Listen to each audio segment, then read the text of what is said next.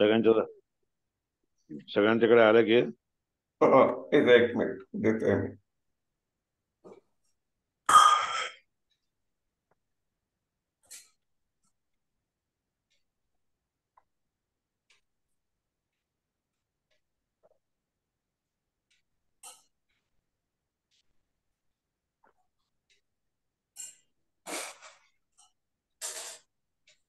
आलंय, सुरू करू शकतात बरोबर आहे.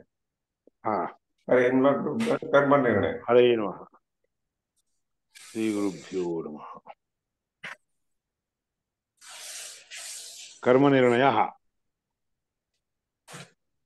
आता कर्मनिर्णय टीकोक्तानि ऋग्वेद ब्राह्मण चतुर्थ पंचकाध्याय इत्यादि खंडानि.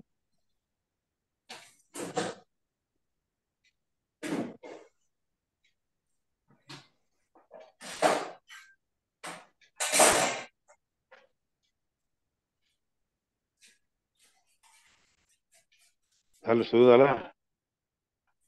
सुरू झालं. हरि ओम.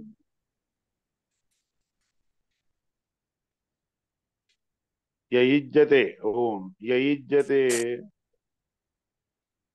विविध विधिमानमज पूर्वैः सदा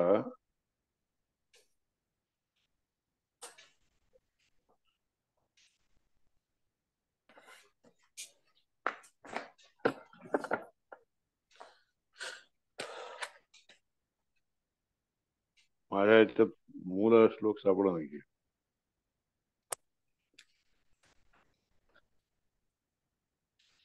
हे युज्यते विधीशान चक्र पूर्वैः सदा मखैः रमा प्रणयिने तस्मै सर्वयज्ञभुजे नमः. यहा युज्यते, यहा जो कोणी युज्यते म्हणजे याग इत्यादिकांच्या द्वारे पूजला जातो. कोणाकडून? विधी ईशान शक्र पूर्वैः सदा मखैः. ब्रह्मदेव, ईशान म्हणजे रुद्रदेव, आणि शक्र, शक्र म्हणजे इंद्र इत्यादिक इत्यादिक देवतांच्या द्वारे सदा यहा मखैः म्हणजे यज्ञांच्या द्वारे सदा पूजला जातो, जो पूजला जातो.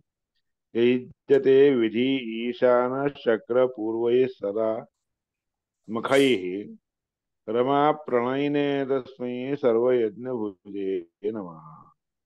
रमा प्रणयिने, रमा प्रणयित म्हणजे रमाच्या द्वारे प्रेम केला गेलेला. तस्मै सर्वयज्ञभुजे नमः. त्या सर्व यज्ञभुज भोगता, सगळ्या केलेल्या यज्ञांचा भोग स्वीकार करणाऱ्या परमात्म्याला आपण नमस्कार करूयात. त्या परमात्म्याला नमस्कार करतो सुरू केले. हरे नमः. त्यामध्ये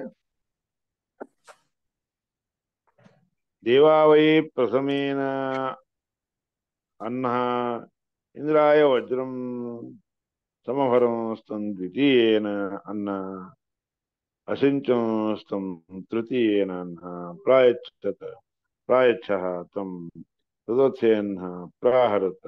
तस्मात् चतुर्थेऽन्नि षोडशिनं शंसति.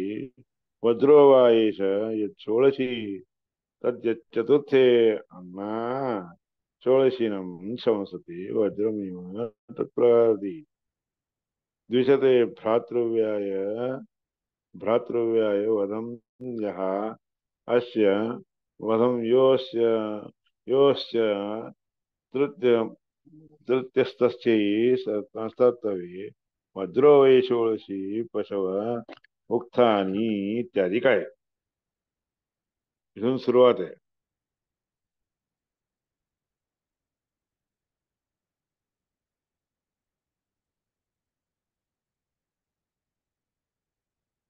महानामनी व्रत आहे. महानाम्नीनां ऋचाम् उपसर्गाये उपसर्जन भूताः तनुपतान् तान् उपसृजति. संयोजयती. गुरुवारी महान आमच्याकडे नाम वेगळंच आहे. हरेन मग आमच्या काय डॉक्युमेंट महा वेगळंच वेगळंच काय आहे काही ना हे महामनाने उपसर्ग महानामनीनाम ऋचाम. हो तेच आहे बघ, तेच सुरू केलं. तेच आहे. हो ते सुरू श्लोक झाल्यानंतर हाच आहे. ते हम्म, टीकेतले काही भाग घेतले आहेत ते हम्म, नंतर बघूयात. हम्म, हम्म. आता हे मात्र कर्मनिर्णयाच आहे. हम्म. महानामनीनाम ऋचाम. आता रुचामनी उपसर्ग आहे. महानामनी हा महानामनी उपसर्गा हा उपसर्ग महानामनी प्रत्युत्तम आहे. महानामनीनाम महानामनीनाम महानामनी इत्यादिक. हम्म. ऋचाम उपसर्गा ये इत्यादी जितके ऋचा आहेत की ऋक आहेत की नाही त्यांचे उपसर्ग म्हणून जे सांगितलेलं आहे ते उपसर्जनभूताः तान उपसृजती.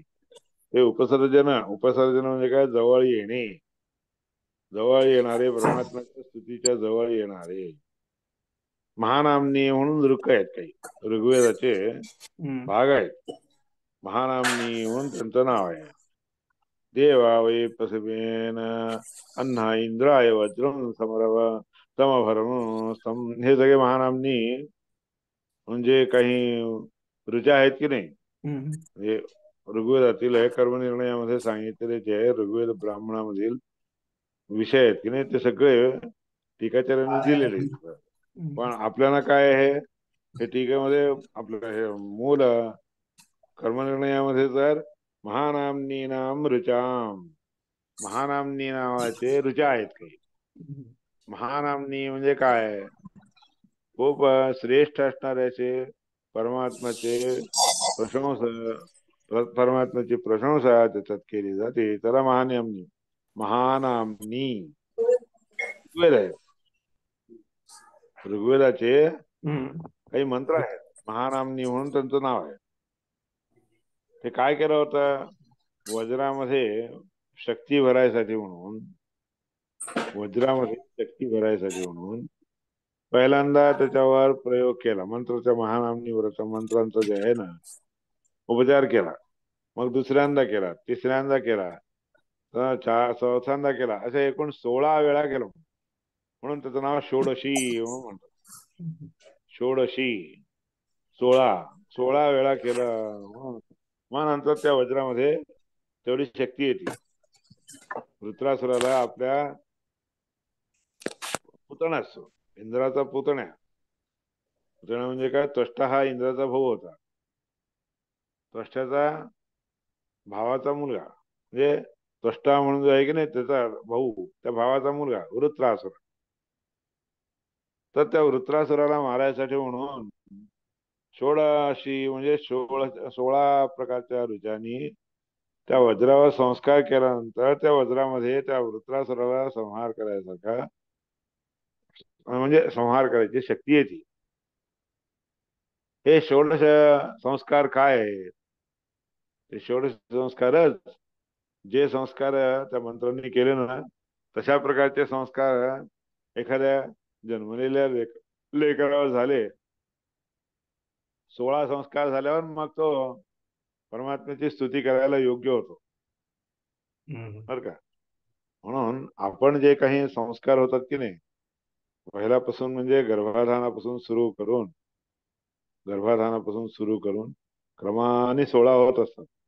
उपनयन आहे, विवाह आहे, कृच्र आहे, चांद्रायण व्रत आहे, वेदाध्ययन आहे, हे सगळे असे एकूण शेवटचा संस्कार म्हणजे विवाह. हा हम्म, तर 16 ऋचा म्हणून त्याला म्हणतात 16 ऋचा.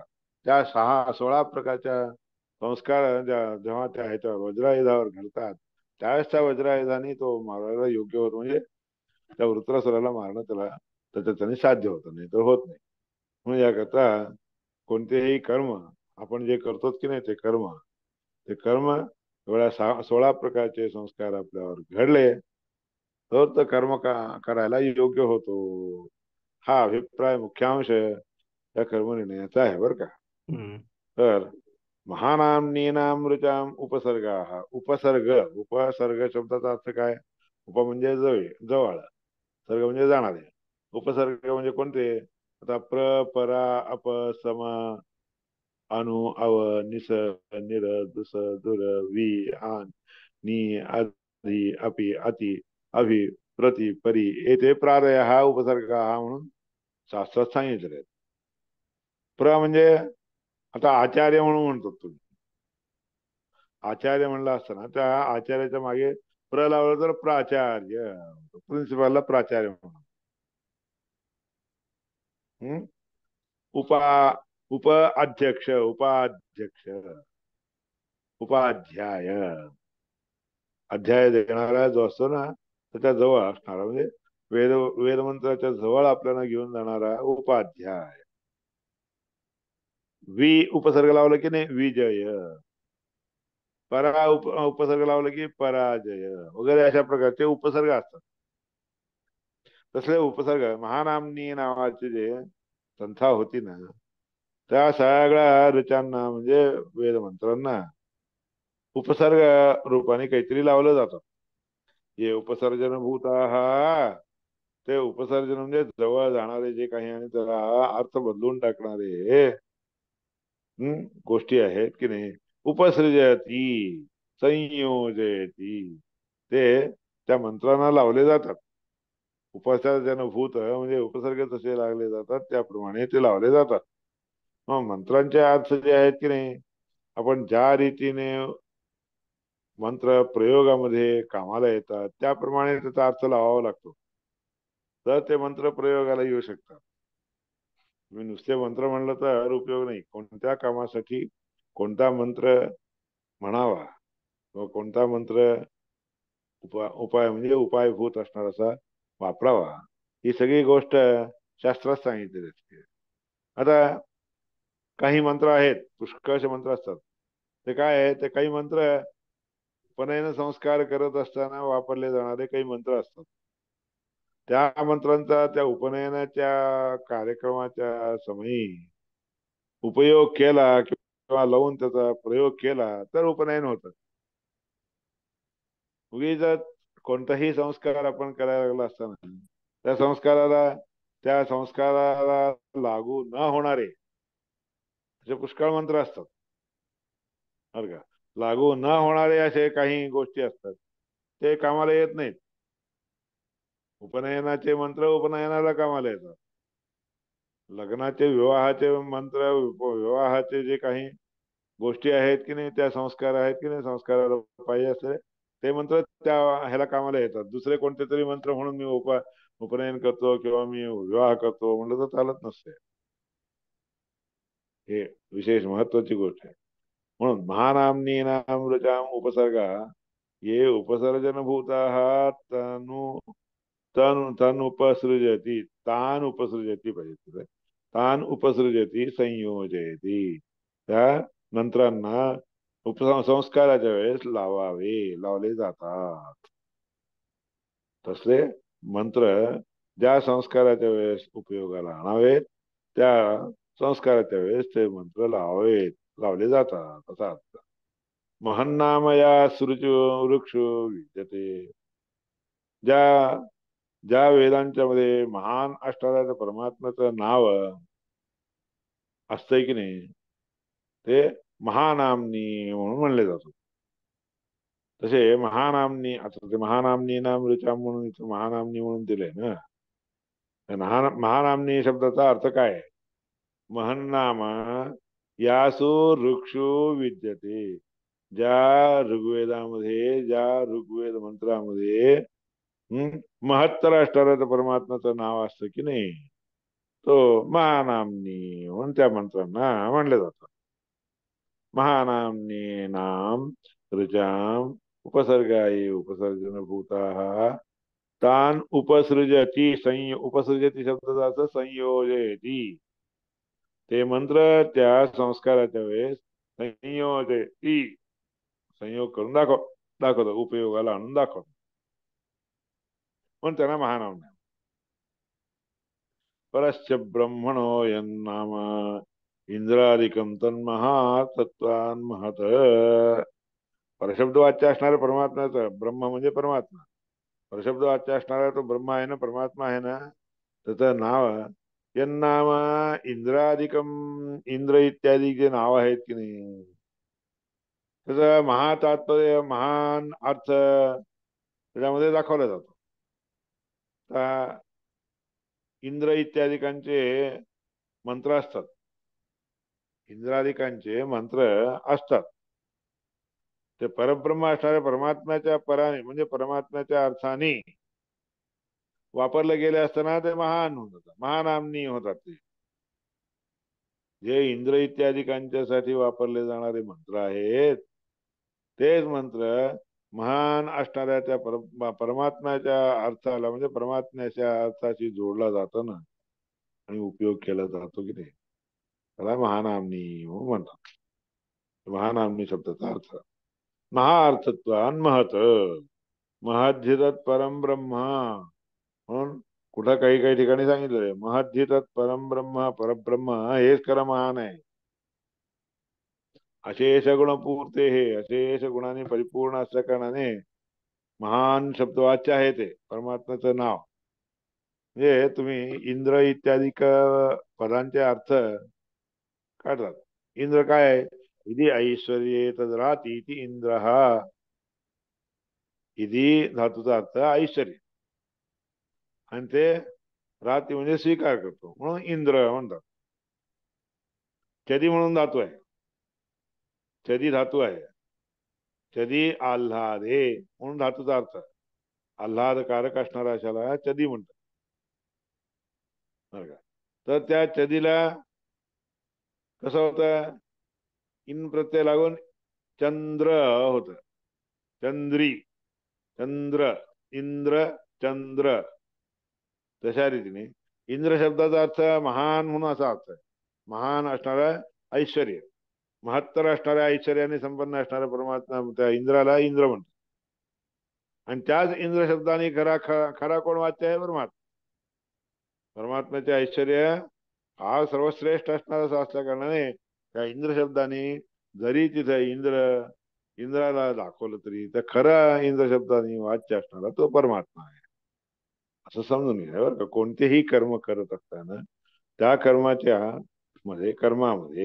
आपण वापरले जाणारे किंवा वापरायला घेतलेले जे काही मंत्र आहेत, त्या मंत्राने इंद्रादिक सगळे देवता जरी वाच्य असले तरी महत्तर सर्वश्रेष्ठ रूपाने त्या मंत्रांचा वाच्य असणारा कोण आहे बाबा? तर परब्रह्म. हे समजून घेऊन, असं जाणून घेऊन आपण कर्म केलं तर ते कर्म सफल होतं बरं का, नाहीतर कर्म सफल होत नाही. म्हणून तेच सांगा, महद्धितत् परम ब्रह्म, परब्रह्म जे आहेत त्यालाच महान म्हणतात. अशेष गुणपूर्ते, हे अनेक गुणांनी परिपूर्ण असल्या कारणाने तत्र एक आहुरगुणम ब्रह्मेती, ते त्या ठिकाणी काही लोक काय म्हणतात, ब्रह्म हे अगुण आहे, कोणतेही गुण नसणार असं आहे. न तद्युक्तम, असं म्हणणं योग्य नाही. श्रुतीयुक्त विरोधात, श्रुती आणि युक्तीला विरोध येतो, वेदाला आणि अनुमानादिकाला विरोध येतो. याकरता अगुण ब्रह्म आहे असं म्हणणं चुकीचं आहे. तसा ही श्रुती, त्याच्यासाठी ही श्रुती सांगत आहे, सत्यम ज्ञानमनंतम ब्रह्म, सत्यस्वरूपी, ज्ञानस्वरूपी, अनंतरूपी ब्रह्म आहे. विज्ञानमानंदम ब्रह्म, विज्ञान स्वरूपाने आनंद ब्रह्म आहे, आनंद शब्द वाच्य असणार ब्रह्म आहे.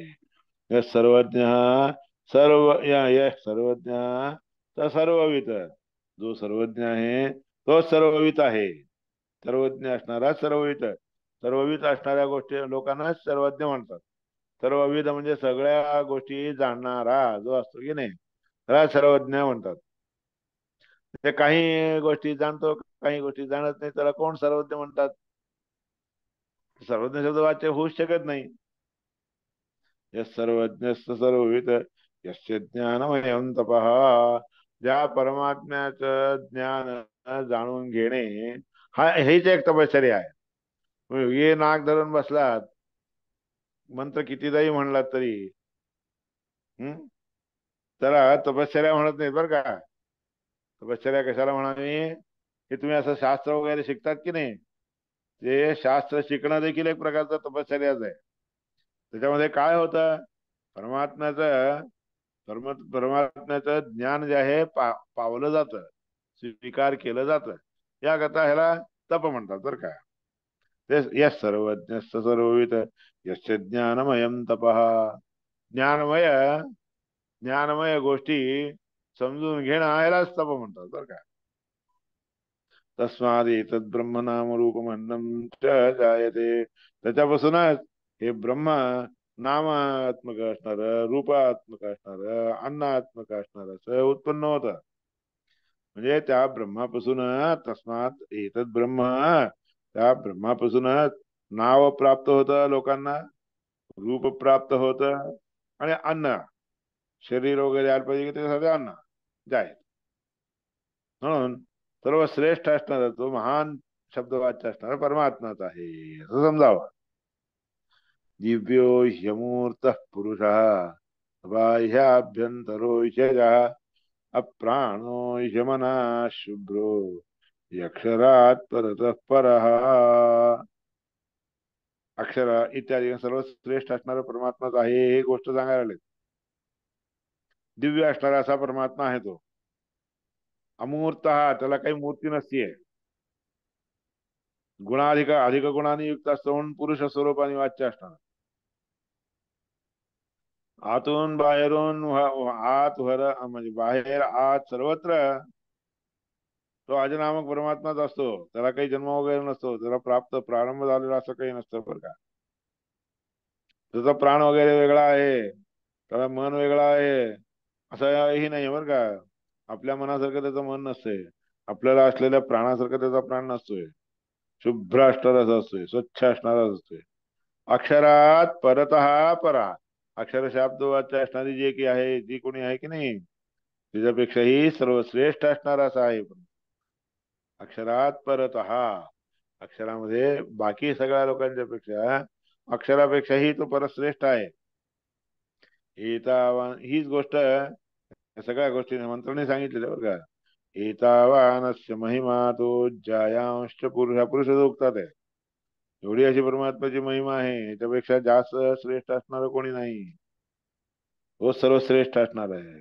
यो न पिता जनिता यो विधाता धामानि वेद भुवनानि विश्वा. जो परमात्मा येऊन हा पिता, जो मला वडिलासारखा आहे, हे सगळं वाक्य कोणाचं आहे, ब्रह्मदेवाने बोललेलं आहे बरं का. येऊन पिता, माझा जो पिता आहे, वडील आहे, जनिता जन्म देणारा आहे, यो विधाता मागे अनेक प्रकारचे संस्कार देणारा आहे, धामानि वेद भुवनानि विश्वा. सगळ्या प्रपंचामध्ये असणारे जितके काही स्थान आहेत, ते स्थान म्हणजे परमात्म्याचं धाम आहे, आश्रय स्थान आहे असं समजावं. परमात्मा तिथं राहत असतो. हे सगळे वेदमंत्र आहेत बरं का. यो न पिता जनिता यो विधाता धामानि वेद भुवनानि विश्वा. त्याशिवाय अजून पूर्णमदः पूर्णमिदं पूर्णात् पूर्णमुदच्यते पूर्णस्य पूर्णमादाय पूर्णमेवावशिष्यते. परमात्माचं स्वरूप कसं आहे, पूर्ण स्वरूप आहे. पूर्ण असल्या कारणाने सगळीकडे संपूर्ण असा अर्थ आहे. त्या पूर्णापासूनच पूर्ण स्वरूपाने परमात्मा मत्स्यकूर्म वराहादिक अवतार रूपाने पूर्ण उदच्यते बाहेर येतात, आणि नंतर पुन्हा तेच त्याच्यामध्ये विलीन होऊन जातात. जे रामकृष्णाचे अवतार जे आहेत त्या परमात्म्यामध्ये नारायणामध्ये विलीन होऊन जातात. पूर्णस्य पूर्णमादाय पूर्ण रूपी परमात्म्याच्या हे पूर्ण स्वरूप जे आहे ते स्वीकार करून घेऊन परमात्मा पूर्णमेव अवशिष्यते. शेवटी प्रलय कालामध्ये काय राहतं, परमात्म्याचं पूर्ण रूपच राहतं. सर्व कर्म सर्व काम सर्व गंध सर्वमिदम अभ्यातो अवाक्य अवाक्यनादरः.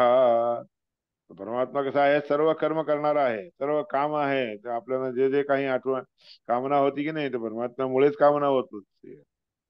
सगळं गंध आहे, सगळ्या रीतीने त्याचं ज्ञान वगैरे देखील संपूर्ण परमात्म्याचं पूर्ण आहे. हे सगळं सर्वमिदम अभ्यात स्वीकार करून टाकतो. भोजन करून केलं सगळं स्वीकार करतो. अवाकी अवाकी अनादर वाक्यनादर. तर असा आहे तो, तसा आहे तो, असं वाक्य ज्या ठिकाणी जाऊ शकत नाही किंवा विचार करू शकत नाही, बोलू शकत नाही, तसं आहे ते. वाकी अवाकी अनादर त्याच्याने हा आदर, अशा रीतीने त्याचा आदर करावा वगैरे काही दाखवलंच जात नाही. हे अजून एक वाक्य, अजून एक वाक्य वेदमंत्राचं येते. विष्णोर्नुगंभीर्याणि प्रवोचम यः पार्थिवानि भूमेरजांसि परोमात्रया तन्वा प्रधान ते मयि त्वमन्वष्णुवन्ति. विष्णू परमात्म्याचे वीर्य शक्ती केवढी आहे हे कोणीही सांगू शकत नाही हो. ब्रह्मदेव, ज्या ब्रह्मदेवानी पार्थिव कण किती आहेत हे ओळखून काढले, मोजून काढले, पण परमात्म्याचं मात्रा किती आहे काय नाही, त्याचं तनु शरीर कसलं आहे, कसा वाढलेला आहे तो, तशी महिमा कोणालाही कळाली नाही. त्याची महिमा कळाली नाही आणि त्याची महिमा कोणाला प्राप्तही झाली नाही. ते विष्णू जायमानो न जातो देव महिम न परमम तमाप. हे विष्णू, हं, झालेला म्हणजे जन्माला आलेला किंवा आता असलेला किंवा नंतर होणारा असा कोणताही एकही व्यक्ती नाहीये ज्या व्यक्तीला तुझी महिमा, परश्रेष्ठ असणारी महिमा प्राप्त होऊ शकते. परमात्म्याची महिमा कोणालाच प्राप्त होऊ शकत नाही. इत्यादी सगळे वेदमंत्र आहेत. या वेदमंत्राच्या द्वारे परमात्मा सर्वश्रेष्ठ आहे म्हणून परमात्म्याची महिमा ह्याच्यात दाखवून दिली. अशी महिमा असल्या कारणाने इंद्र इत्यादी पदांनी वाच्य असणारा परम मुख्य वृत्तीने परमात्माच वाच्य आहे हे दाखवून दिलं. हे श्रुती प्रमाणाच्या द्वारे दाखवले. आता युक्तींच्या द्वारे दाखवायला, युक्ती म्हणजे अनुमान, अनुमान वगैरे असतात की नाही, त्या अनुमानांच्या द्वारे देखील तो परमात्मा श्रेष्ठ आहे हे दाखवलं. कसं दाखवतायत? बुद्धिपूर्वम सर्व कर्तृत्वात सर्वज्ञत्वाद यो गुणा युक्ता. परमात्मा कोणतीही गोष्ट करतो तर बुद्धिपूर्वक करतो. सर्व कर्तृत्व त्यामुळे त्याच्यामध्ये योग्य वाटतं. सर्वज्ञत्व इत्यादी गुण देखील त्या युक्तींच्या द्वारे हे सगळे सर्वज्ञादी गुण त्या परमात्म्याच्या मध्ये असतात. कर्तृत्वात सगुणम ब्रह्म पुरुषम पुरुषर्षभम म्हणतो भागवतामध्ये देखील सांगितलेलं आहे. बघा भागवतामध्ये काय सांगितलं, कर्तृत्व शक्ती परमात्म्याच्या मध्ये आहे. म्हणून याकरता सगुणम सकल गुणाने परिपूर्ण असणारा ब्रह्म आहे. पुरुषम पुरुषर्षभम पुरुष शब्द वाच्य असणारा, पुरुषर्षभ असणारा तोच परमात्मा आहे असं सांगितलंय. अच्छा, एको देव सर्वभूतेषु गूढा सर्वव्यापी सर्वभूतांतरात्मा कर्माध्यक्षा सर्वभूताधिवासा साक्षी चेता केवल निर्गुणश्च. इत्यादी हे सगळे इत्यादी विरोधा म्हणजे हे सगळे तो तसा नाही असं म्हणायला म्हणजे विरोध आहे की त्या विरोध परिहार करण्यासाठी सांगितलं. एको देव हा एक परमात्मा, देव देव म्हणजे परमात्मा सर्व भूतेषु गूढा सगळ्या प्राणीमात्रांच्या ठिकाणी गूढ आहे. गूढश्चरती आतमध्ये परमात्मा राहत असतो. ते तुझ्या राहून कसा असतो, सर्वव्यापी सगळीकडे व्यापून असतो. सर्व भूतांतरात्मा जितके भूत आहेत की त्या सगळ्या भूतांच्या आतील आत्म्यामध्ये तोच असतो भूतांतरात्मा. आणि त्याशिवाय कर्माध्यक्ष देखील तो आहे. तुम्ही जे जे काही कर्म करू इच्छितात त्या सगळ्या कर्मांचा अध्यक्ष तोच आहे. अध्यक्ष म्हणजे पाहणारा, लक्ष देऊन पाहणारा. सर्व भूताधिवासा सर्व प्राणी मात्रांच्या मध्ये अधिवास म्हणजे आतमध्ये राहणारा. साक्षी साक्षी रूपाने राहतो. कोण काय केलं काय नाही हे सगळं त्या परमात्म्याला कळत असते. तुम्ही समजून घेताल की हे त्याला काय कळतं आपण काय करतो ते, किती खाल्लो काय खाल्लो काय नाही त्याला काय कळतं असं म्हणा. साक्षी आहे तो आणि चेतना देणारा देखील तोच आहे. केवळ आहे, मुख्य असणारा तोच आहे आणि निर्गुण असणाराच आहे. इत्यादी जे वाक्य आहेत की नाही ते सगळ्या वाक्याला विरोध म्हणून जे आहे की नाही ते सगळा विरोध परिहार करण्यासाठी तत्वादी गुणाभावोक्ती तत्र त्या परमात्म्याच्या मध्ये सत्व इत्यादी गुण असतात. सत्वादी गुण ते गुण कसे असतात? त्या प्रकृतीचे गुण नसतात. सत्व रज तम नावाचे ते प्रकृतीचे गुण असतात. ते प्रकृतीचे गुण प्राकृतिक असणारे असे गुण त्या परमात्म्याच्या मध्ये राहतात असं नाही. म्हणून त्या सगळ्या गुणांचा अभाव त्या ठिकाणी नसतो. परमात्मा अभाव असतो म्हणजे काय? नसणेपणा त्या ठिकाणी असतो. अन्यथा एको देव सर्वभूतेषु गूढा. मग तसा नसला असता तर मग एकच देव परमात्मा सगळ्या प्राणीमात्रांच्या ठिकाणी गूढ रूपाने हृदयामध्ये राहतो इत्यादी वाक्य आहेत की नाही. इत्यादी नामपी गुणत्वात स्वोक्ती विरोध आहे. हे सगळे गुण असल्या कारणाने तसले गुण तर परमात्म्यामध्ये नसतातच म्हणून म्हणलं तर मग हे गुण त्याच्यामध्ये नसतात त्यामुळे आपलंच बोललेलं वाक्य आपल्याला विरोध करतो. निर्विशेषण नाम किंचित असती. निर्विशेष नावाचं काहीतरी आहे का म्हणलं तर काही नाही. विशेष विशिष्टता नसते तर असं कोणतं तरी नाव असतं का? नाहीये. निर्विशेषत्वतोक्ते निर्विशेषत्वोक्ते व्याहतत्वात. कारण निर्विशेष ह्या शब्दाचा अर्थच तिथं व्याहत होऊन विशेष नसलेला. विशेष म्हणजे बाकीच्या ठिकाणी कोणते जे काही विषय आहेत ते परमात्म्याच्या ठिकाणी त्या परमात्म्याच्या ठिकाणी राहत नसतात एवढंच समजायचं. परमात्म्याच्या ठिकाणी न राहणेपणा हे एक विशेष होते. म्हणून निर्विशेषत्व विशिष्ट कोणतेही विशेष त्याच्यामध्ये नसतात. याकरता विशिष्ट असणाऱ्याच्या परमात्मा म्हणून समजायचं. तर न वा इत्युक्ते तो आहे की नाही म्हणून विचारलं असतं. यद्या विशिष्टम तरीही न विशेष निराकरण.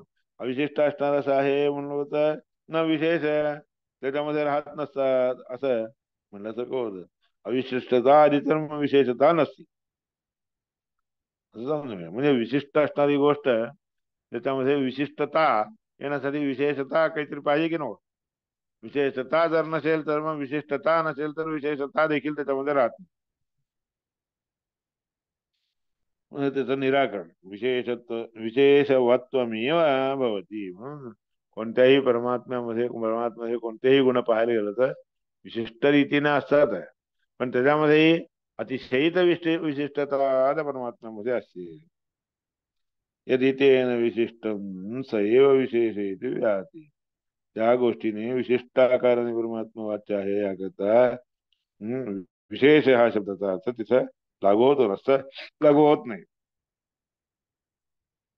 तर यामध्ये कोणतीही विशिष्टता नसती आहे असं म्हणण्यासाठी काही कारण निर्वर्चनीय आहे म्हणून म्हणतात ना. कोणत्याही प्रकारची विशिष्टता त्याच्यामध्ये नसती हे सांगण्याबद्दल काहीतरी प्रमाण आहेत का? काही नाही, प्रमाणच नाही. अशेष विशेष वचनानुभव युक्ती विरोधश्च. अशेष सगळ्यांच्या मध्ये जितके काही विशिष्टता आहेत ती सगळी विशिष्टता त्यापेक्षाही विशेष लक्षणाने युक्त असणारा परमात्मा आहे हे अनुभवामध्ये आलेले गोष्टी आहेत. आणि त्या अनुभवामध्ये आलेल्या युक्तींच्या द्वारे विरोध आहे तो परमात्म्याला. त्याच्यामध्ये काही नाही असं म्हणणं विरोध आहे. त्याच्यामध्ये आहे हे समजून घेणं चांगलं आहे. मिथ्या विशेष होत ते सगळ्या खोट्या असणाऱ्याच्या विशेषता त्याच्यामध्ये अशी आहे असं समजून देणे की बरोबर नाही. व्याहती येऊन येत असते म्हणून सांगितलंय. त्याप्रमाणे मिथ्या विशिष्ट असणारे असे प्रकारचे विशेषण परमात्म्यामध्ये असतात असं म्हणलं तर व्याहती दोष सव्याहती म्हणून दोष येतो. त्याच्यापुढे मिथ्या विशेष इत्युक्ती वगैरे सांगतात. उद्याच्या दिवशी सांगूयात. कारण म्हणणं एकूण परमात्म्यामध्ये सगळे गोष्टी उपसर्जन म्हणजे परमात्म्याच्या मध्ये असलेल्या गोष्टी दुसरीकडे दिसून येतात. त्या परमात्म्यामध्ये असणाऱ्याच गोष्टी सगळीकडे दिसून येतात. हे म्हणून याकरता परमात्म्याचे हे जे काही महानता आहे की नाही महानता ह्या कर्मनिर्णयामध्ये दाखवली जात असते. महत् नाम त्या परमात्म्याचा म्हणजे महत् नाव मिथ्याभूत आहे असं मात्र समजून घेऊ नये. युक्तीच्या द्वारे सांगा. अजून ते युक्ती पूर्ण नाहीये. अजून पुष्कळचे युक्ती दिलेल्या आहेत. मिथ्या विशेष इत्युक्ते ही असत विशेष इत्येव होती वगैरे इत्यादी वाक्याच्या द्वारे ते सांगतात. मिथ्या शब्दाचं व्याख्यान करून तसले असे तसले गुण परमात्म्यामध्ये नसतात, त्याकरता परमात्मा निर्वचनीय आहे म्हणणं चुकीचं आहे. हे उद्याच्याला निवेदन करूयात. हं? हरे गुरुभ्यो नमः. हरे नमस्कार. कृष्ण अर्पण. हरे हरे